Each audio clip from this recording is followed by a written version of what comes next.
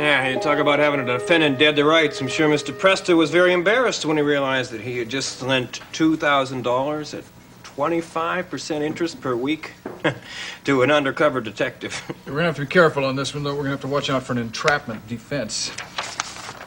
I know that. Well, what have we here? The People versus Page Madison. I thought you were gonna save your favorite case for last. Look, we don't have to talk about this. We both know what's going on. Yeah, nothing.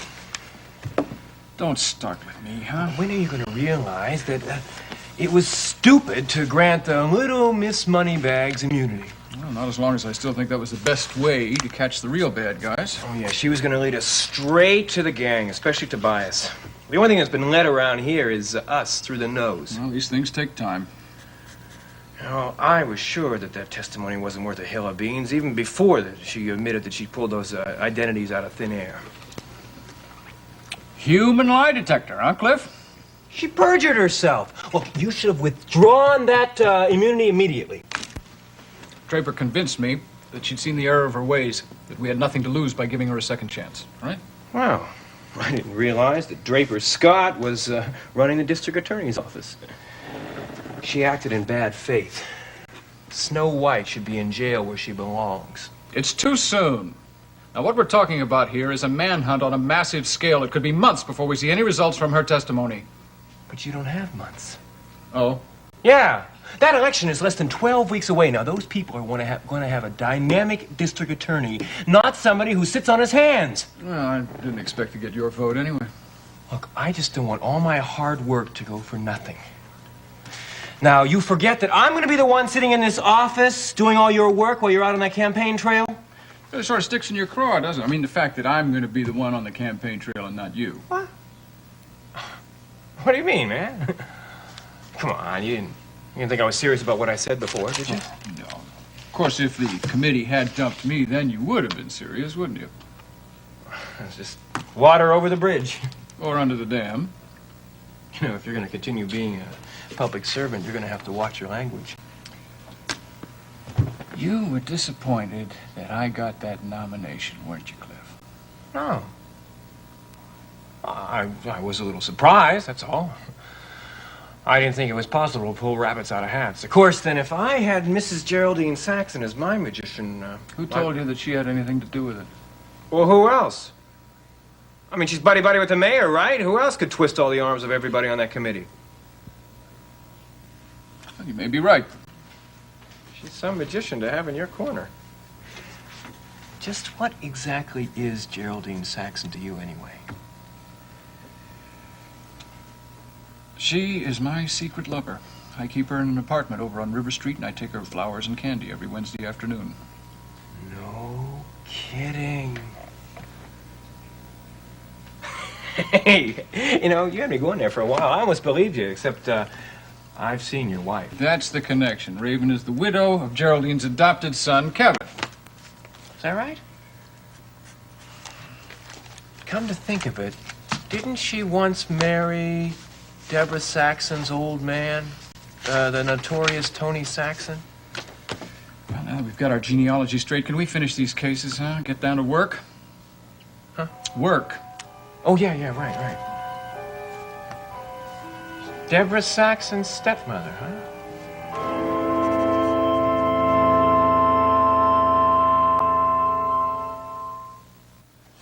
Now, here's the one we ought to do something about. It's this guy that Deborah Saxon arrested for booking horses and selling smack at the same time. Is that what they mean by a two-horse parlay? I can't help noticing that that's about the 5th time you've brought up the name this evening. Two-horse parlay? Deborah Saxon. You really must have a thing for her. Oh, I've always liked redheads. Well, do yourself a favor. Go to a singles bar and pick up another one.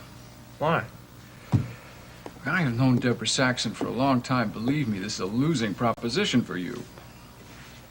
Why do you say that? Well, you know why. She has other interests. Well, tell me. Come on. Who is he? I'll punch him out. Yeah, you do that. You try that with Steve Guthrie. You'll end up prosecuting your next case from a wheelchair. Steve Guthrie. Let's see, now, where have I heard that name before? I think it's somewhere from Deborah Saxon's past. Long ago and far away. B.C. before Cliff. Hey, you got that one. Thank you. I know all about that relationship. They were just comrades in arms. Oh, they were in arms, all right. But if you don't mind the competition. I don't mind competition from anybody. Fools rush in. I tell you what, we'll do one more case, and then let's call it quits for this evening. Hey, no way. I got all of these, and I got a half a dozen cases back in my office. So soon. Look, you promised me that I could have your undivided attention for another 2 hours. It's what's known as tough luck. I've been up since 6:30 this morning. I've been running from meeting to meeting all day. I just can't concentrate anymore, okay? Sure. I certainly wouldn't want you to kill yourself before the election. Why don't you go home to wifey poo and baby and leave Cinderella here to do all your work for you? Thank you. I will do that. You are a sweetheart. We'll start first thing tomorrow morning, same place where we left off. No, seriously, thank you. Raven is going to be pleasantly surprised. See you tomorrow. Yeah. Good night, boss.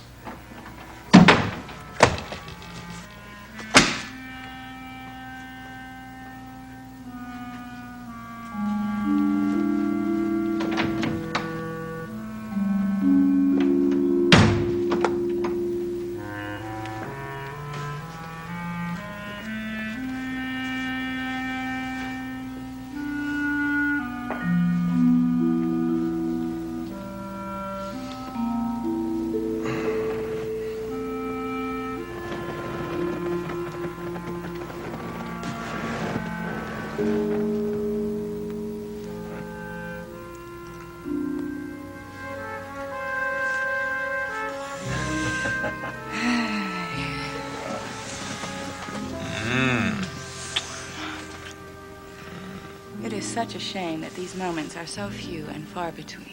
It's a miracle they happen at all. You know, it's a miracle this one happened, and I can't believe that we pulled it off at the last minute. Well, obviously it had to be at the last minute, since you didn't know your husband was working late. That's right. You think the man would have the decency to give me a little advance notice when he left. Oh, how very thoughtless of him. And this motel. Do you know, I swore I would never, ever meet in a place like this. Does the place really matter? No. It's just that I knew it was going to be a tacky little joint with a flashing neon sign, and I didn't think I'd be able to relax. Oh, you were very relaxed. Well, it's no Palace Park, but it'll do. Mm-hmm. You know, we were very lucky that Margot couldn't join us, and Logan spent the entire day playing golf. Well, fate is on our side, obviously. Although we'd have to have a helping hand tonight. Did Margot actually believe that story? That you ran off to help some ex-disciple of yours? Well, you see, Margot knows how devoted some of my ex-disciples were when I headed that cult movement.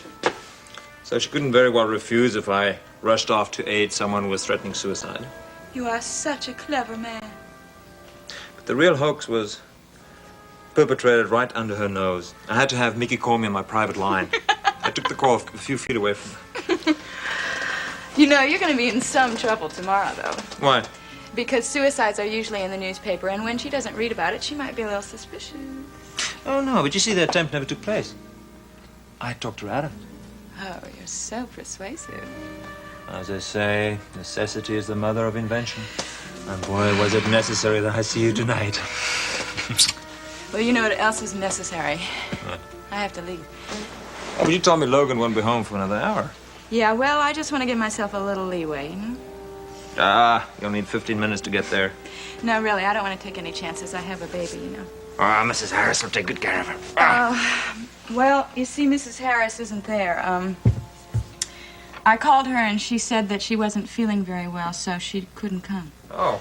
Well, whoever is watching the baby will take good care of her. Just who is watching the baby? Well, if you want to know the truth, nobody. I left him alone.